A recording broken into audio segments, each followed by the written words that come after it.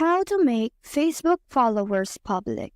Now, if you want to make your followers on Facebook public, all you have to do is to tap on these three lines on the upper corner right here and click on Settings right here. After that, you just have to scroll down until you find the section that says Followers and Public Content right here. You just have to click on that and scroll down. You just have to locate this section that says Who can see your followers on your timeline. You just have to tap on this icon right here beside it and make sure that it is on public right there.